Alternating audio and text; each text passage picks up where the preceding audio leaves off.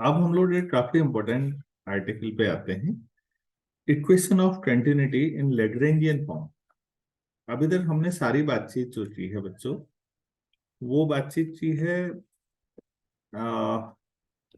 Euler approach पे। Lagrange basically ये काम भी ऑयलर का ही है, सही बताएं तो, लेकिन मैथमेटिकल एक्सप्रेशन लैग्रेंज ने दिया। ऑयलर ने सोचा कि ऐसा ऐसा किया जा सकता है। ऑयलर ने इतनी ब्रांचेज में फंडामेंटल काम किया है।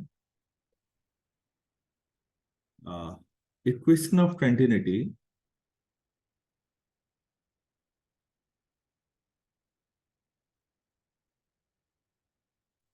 इन लैग्रेंजियन मेथड या लैग्रेंजियन फॉर्म। लैग्रेंजियन फॉर्म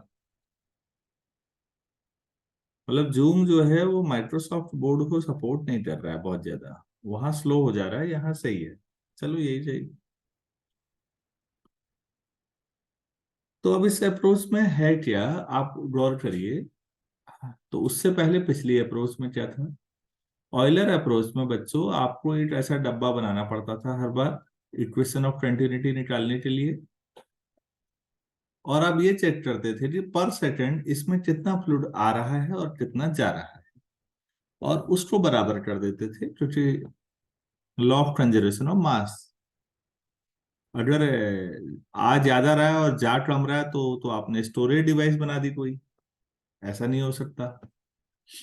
और अगर आ कम रहा था अंदर और जा ज्यादा रहा है तो इसका मतलब इसके अंदर कोई सोर्स है, जबकि ऐसा तो कुछ है ही नहीं। तो इसका मतलब ये है कि जितना आएगा उतना ही जाएगा। तो इसलिए कह रहा हूं मैं, ऐसा तभी हो सकता है। तो ये एक फिक्स स्ट्रक्चर। अब क्या होगा इस बार लैग्रेंज अप्रोच में? फ्लूइड पार्टिकल का हम इनिशियल सिचुएशन देखेंगे, कुछ फ्लूइड, और वो मूवेबल होगा।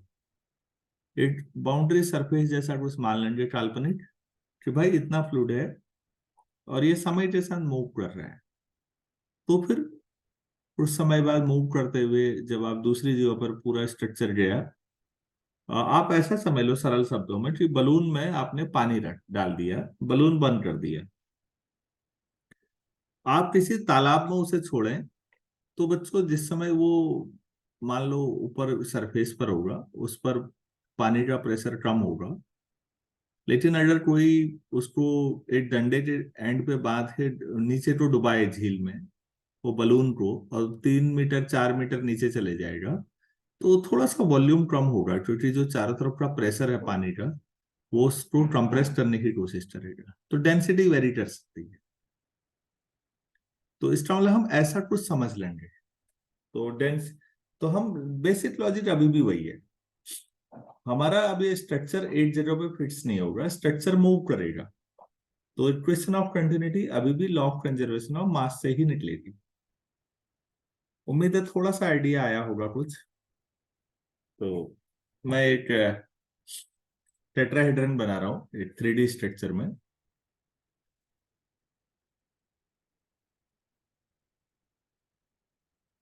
ऐसा मान लेते हैं, सपोज हमारे पास इसको टेट्राहेड्रन में एक स्ट्रक्चर बना लीजिए। आप लोग टेट्राहेड्रन सभी लोग समझते होंगे, आपके कमरे का सामने का कोना ओरिजिन हो जाएगा, ऐसा मान लीजिए। और ये 3 वर्टिसेस सपोज ए, बी और सी हो जाएंगे। अब हम इनके कोऑर्डिनेट लिख लेते हैं, जो इसको पी मान लेता हूँ, चलो ओरिजिन ही सही, तो इसके कोऑर्डिनेट ए बी सी मान लिए मैंने।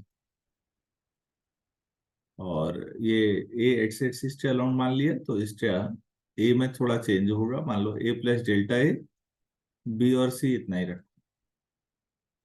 तो इसी तरह से बी के कोऑर्डिनेट में ए तो ऐसे ही रहेगा, बी की जो बी प्लस डेल्टा बी और सी। और सी के कोऑर्डिनेट में ए और बी ऐसे ही, सी प्लस डेल्टा सी। ये एक स्ट्रक्चर है। और अब इसीलिए इसको ओरिजिन जब पी मान लो, क्योंकि अगर ये जो जिसको ओरिजिन कह रहे थे, क्योंकि तो एबीसी आप जीरो रख देंगे। एबीसी जीरो हो भी सकता है, लेकिन बेहतर है पी एबीसी मान लो, और बाद में पता नहीं ये कैसा स्ट्रक्चर बनेगा मूव करते हुए, कुछ भी मान लो ऐसा बन गया। और पी जो है पी डैश पे पहुंच गया, ए डैश पे पहुंच गया, बी बी डैश पे पहुंच गया, थोड़ी देर बाद सी सी डैश पे पहुंच गया। मतलब शेप कुछ बदल रही है, पता नहीं कैसा बना होगा, हम ऐसा कुछ मान लेते हैं। टेलर थ्योरम का ज्यादातर यूज है, बाकी कुछ ऐसा करना नहीं है, मैथमेटिकल एक्सप्रेशन है। तो बच्चों, हम मानते हैं कि फ्लूइड पार्टिकल पी पर है किसी समय, लिखिएगा let A B C with the coordinates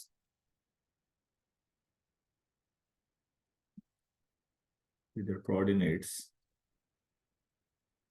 of a particle P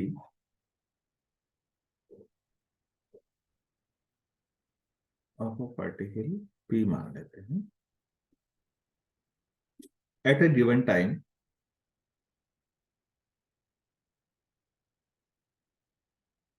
at a given time, और कुछ देर के बाद एंड एक्स वाई जेड मान लेते हैं बात के इसी पॉइंट के coordinate X Y Z with the coordinates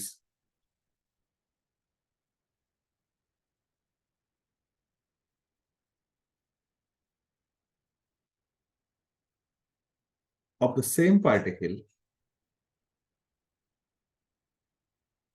of the same particle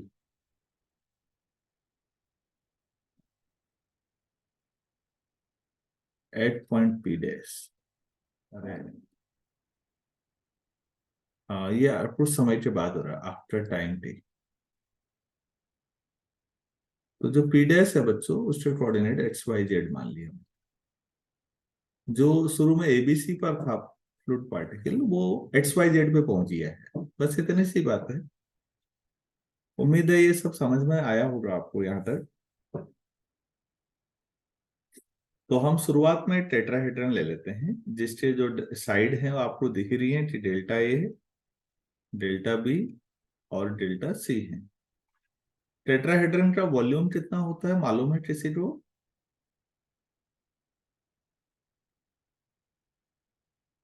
late us take a small tetrahedron.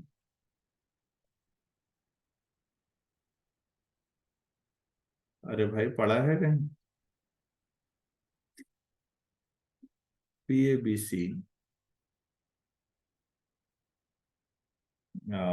With sides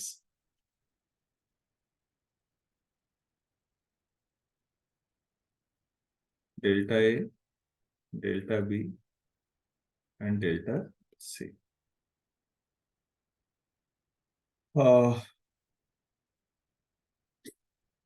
तो mass of fluid within it कितना करें?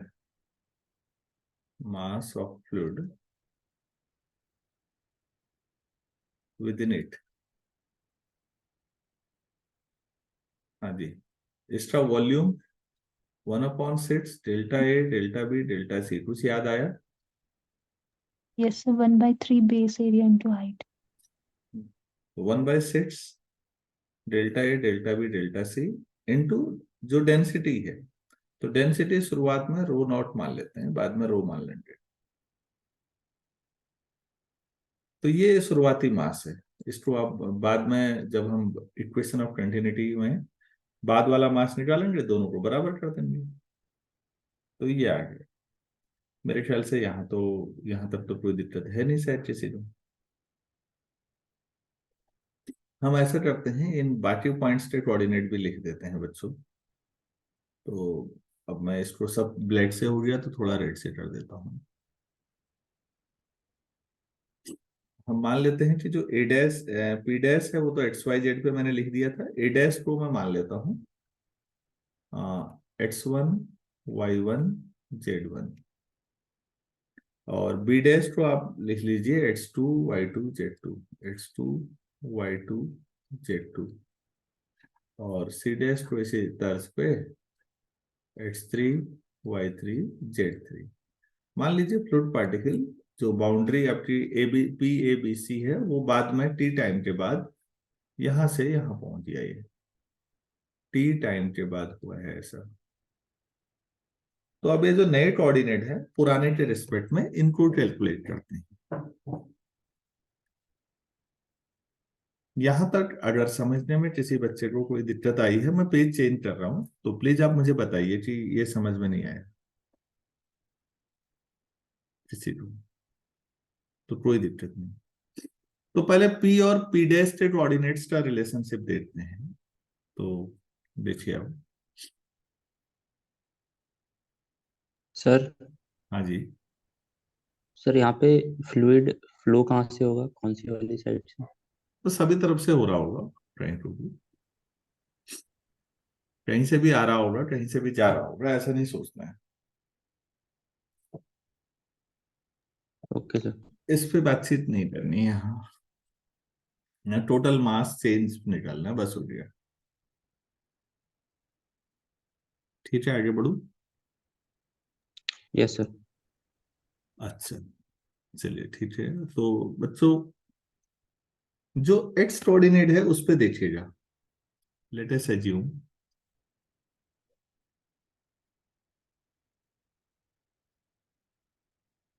जो एक्स है वो किन चीजों पे डिपेंड करेगा, अपने पुराने कोऑर्डिनेट्स पर और टाइम पर। एक्स बाद का कोऑर्डिनेट है, ABC शुरू का कोऑर्डिनेट है। तो कोई भी फ्लूइड पार्टिकल T टाइम के बाद कहां पर होगा, ये इस बात पर निर्भर करता है कि पहले कहां था और कितने समय बाद की बात कर रहे हैं। तो स्पेस और टाइम, मेरे ख्याल से इसमें कोई डाउट नहीं होगा।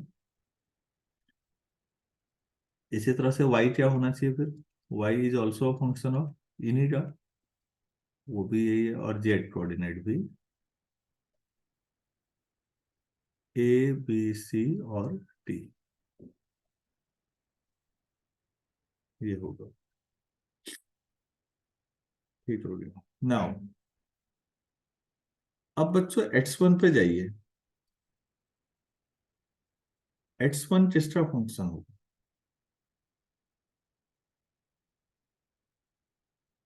A plus delta A B C T। X1 वो A कोऑर्डिनेट A डैश पे गया ना, तो X1 ऐसा लिख सकते हैं या नहीं? Yes, sir. अच्छा, आपको X1 पसंद नहीं आ रहा तो आप F लिख लो, कोई फर्क नहीं पड़ता। तो अब मुझे तेरा टेलर थ्योरम बताइए, क्या लिखूं? F of sir ABCD bracket के अंदर ABC T plus delta A plus delta A del upon del A. Del F upon del A। बाकी तो वैसे भी हम यहाँ छोड़ ही देते हैं। ABC और T का फंक्शन एक्स कोऑर्डिनेट में जो था वो ऊपर वाली लाइन में लिखा हुआ है ये, क्योंकि ये भी जो फंक्शन है यहाँ पर जो लिखा होता है ये तो कोई फंक्शन होगा, सुटेबल फंक्शन जिसको हम बोलते हैं। ठीक है ना? तो F ऑफ ABC X1 है तो X का ही फंक्शन होगा, प्लस डेल्टा A, यहाँ पर क्या आएगा, del X upon del A। अगर आप कंफ्यूजन से बचना चाहते हैं तो आप यहाँ भी F लिख सकते हैं, यहाँ भी F लिख सकते हैं, कोई दिक्कत नहीं। आपको याद आ जाएगा, अच्छा F ऑफ ABCD जो है वो यही है, ऐसा कर सकते हैं। और ये होना भी चाहिए कि X इतना है तो X1 जो होगा वो A कोऑर्डिनेट में ही बदलाव होगा X1 में। तो X1 ऐसा लिखा जा सकता है बच्चों। Yes, sir. Yes sir. तो सिमिलरली अब ज्यादा मेहनत नहीं करनी, अगर मैं Y1 कहूं तो Y1 क्या होना चाहिए फिर? Sir Y plus delta B del Y upon del A del del B Y upon del, B. और Z1 Z sir Z plus delta delta C C upon del C del Z upon, Z. क्या यही है? Z plus, Yes, sir. थोड़ा mistake हो रही है मुझे लगता है आपसे। और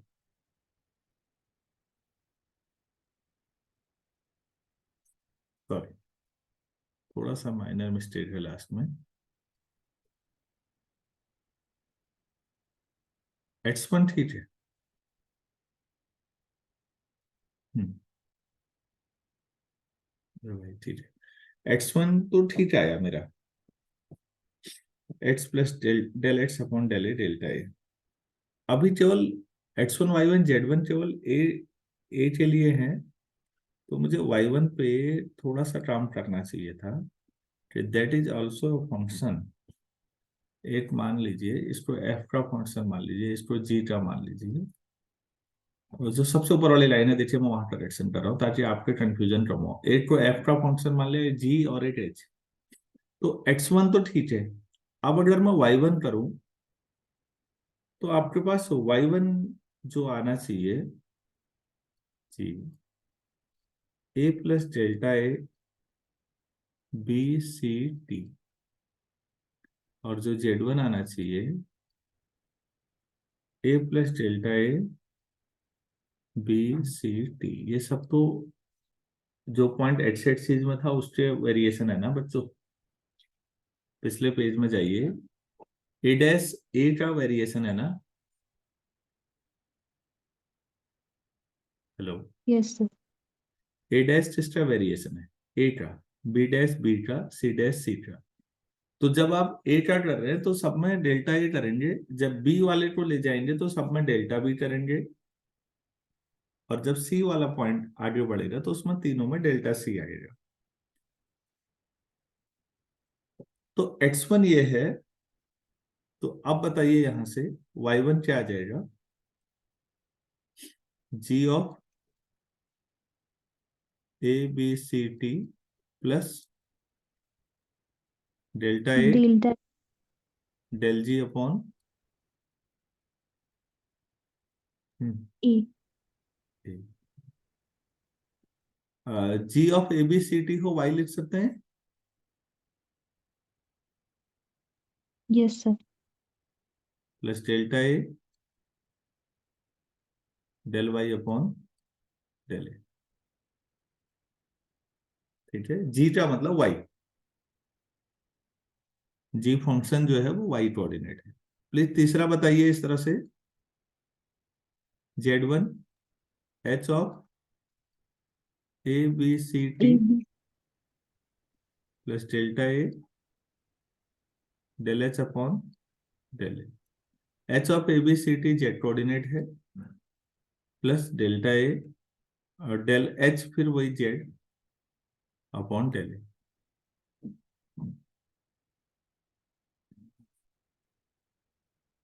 तो मैं दोबारा लिख देता हूँ, सो कोऑर्डिनेट्स ऑफ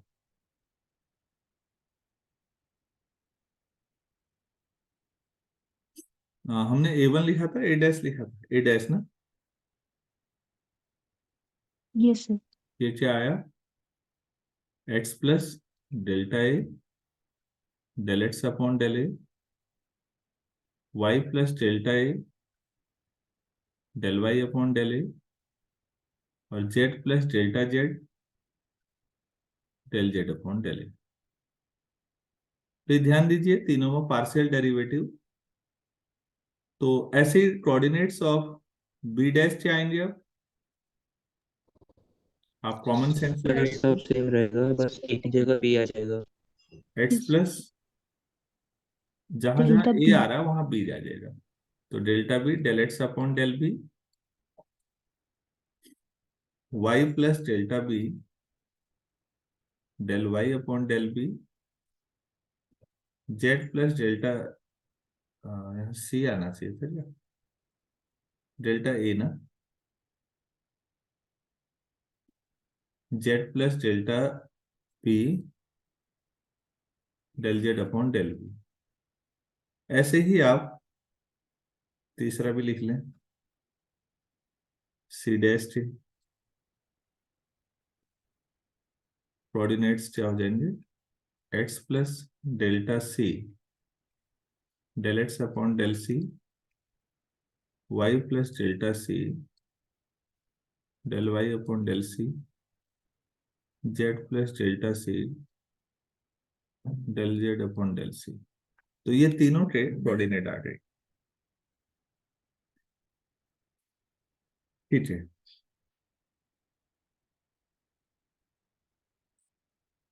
इतना अगर नोट कर लिया है तो ये आपके शुरुआती coordinate A B C T के रिस्पेक्ट में है।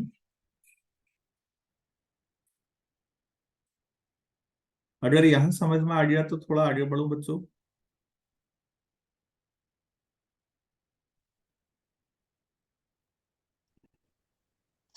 Yes sir.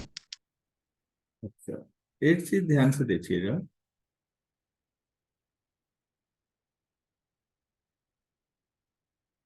एक पॉइंट है पी, मैं थोड़ा सा कोऑर्डिनेट ज्योमेट्री का एक फंडामेंटल चीज ला रहा हूं, इधर देखिएगा।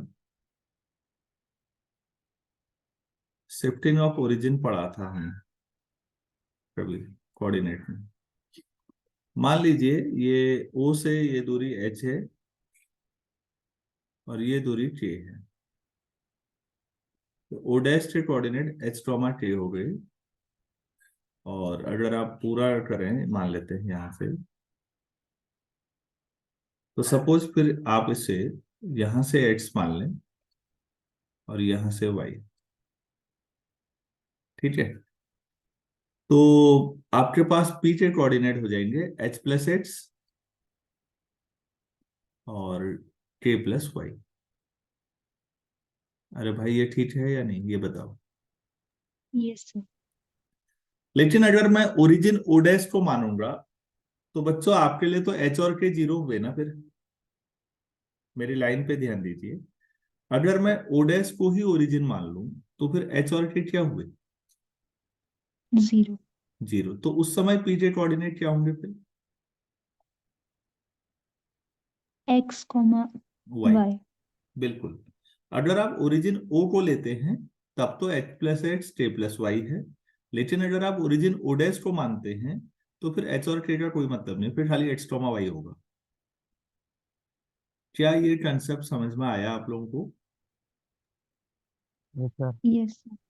तो अब अगर जो शुरुआत में एबीसी वाला जो था एक्स वाई जेड, अगर मैं उसको ओरिजिन मान लूं तो आपके ये जो तीनों A dash B dash C dash के कोऑर्डिनेट हैं, पता क्या होंगे, एक्स वाई जेड की जो जीरो वाला आ जाएगा, ये जो बाद वाले हैं डेल्टा ए डैश के कोऑर्डिनेट बनेंगे delta A del X upon del ए। गौर से देखिए, मैं इधर इसका कलर चेंज करके आपको समझाता हूँ।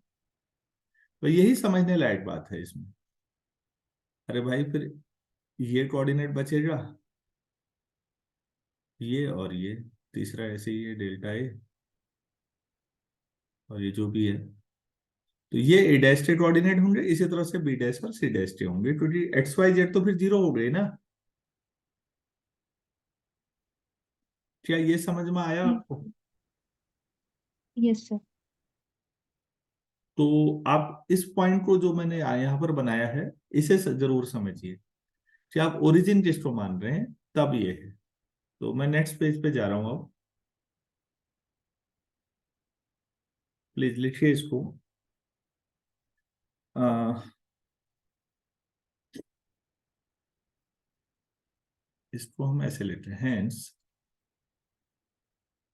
रेफर्ड टू, शायद यही मैथमेटिकल वजह होंगी कि लॉजिक तो सही है लेकिन ये पॉपुलर ज्यादा नहीं हो पाया। रेफर टू पी डैश, इसका मतलब पी डैश तो हम ओरिजिन मान रहे हैं, coordinates of A dash B dash C dash, coordinates of A dash B dash C dash R. अच्छा बेटा बोलो, ए डैश के कोऑर्डिनेट क्या बोलेंगे, delta A del Delta X A upon del del A, X upon del. Delta A del Y upon del A, delta A del Z upon del A. दूसरा, अब delta B del X upon del B, delta B del Y upon del B, delta C, नहीं delta B हुआ यार ये तो, del Z upon del B, और ऐसे तीसरा delta C del X upon del C, delta C del Y upon del C, delta C del Z upon del C respectively.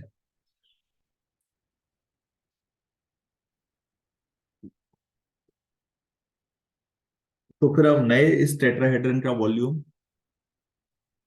तो volume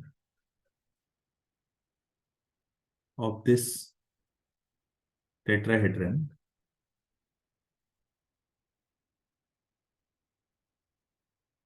P dash A dash B dash C dash is 1/6 x1 y1 z1 x2 y2 z2, याद है determinant? Delta A del X upon del A, पहला coordinate यही है, delta A del Y upon del A, delta A del Z upon del A. ऐसे दूसरे वो उसमें रखिए, delta B del X upon del B, delta B del Y upon del B, delta B del Z upon del B. तीसरा delta C del X upon del A del C, delta C del Y upon del C, delta C del Z upon del C. क्या common आ जाएगा? 1/6 पहले रो से delta A, दूसरे से delta B, तीसरे से delta C, into sum Jacobians, जहां J का मतलब अब आप बाकी लिख लो, delta A delta B delta C हटा के जो, तो del X upon del A,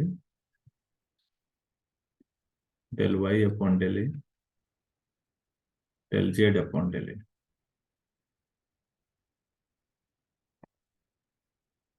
del X upon del B, del Y upon del B, del Z upon del B, del X upon del C, del Y upon del C, del Z upon del C. आप चाहें तो ऐसे भी लिख सकते हैं, X Y Z का Jacobian with respect to ABC.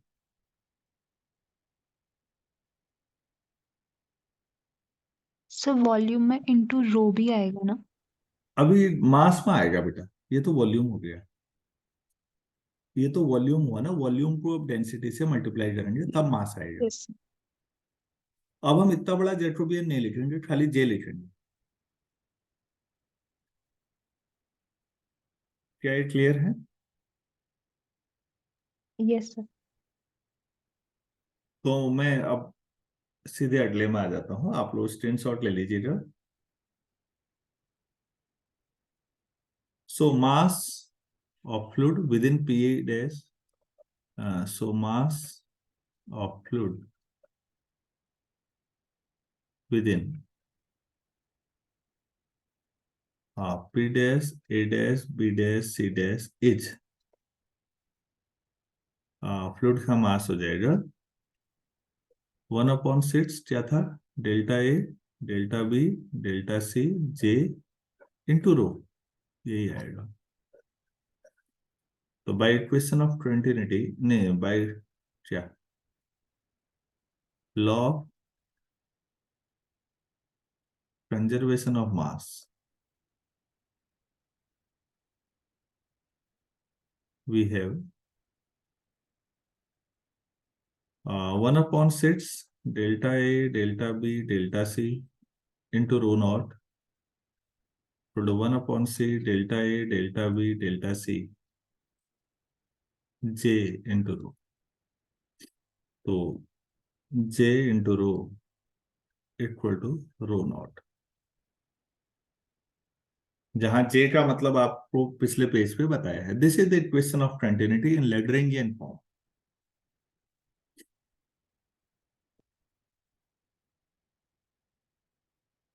तो फंडामेंटल कुछ आपको पार्शियल डिफरेंशिएशन और वो शिफ्टिंग ऑफ ओरिजिन पता होना चाहिए, बाकी कुछ नहीं है।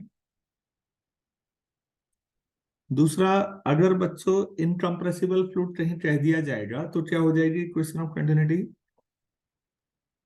सर रो कांस्टेंट हो जाएगा। Hmm if fluid is incompressible, मान लो कई सवालों में आ सकता है, then rho equal to rho naught, तो इक्वेशन ऑफ कंटिन्यूटी उस समय क्या सर बना? जे जीरो, 1 होगा। J is equal to zero. J equal to 1, zero नहीं है।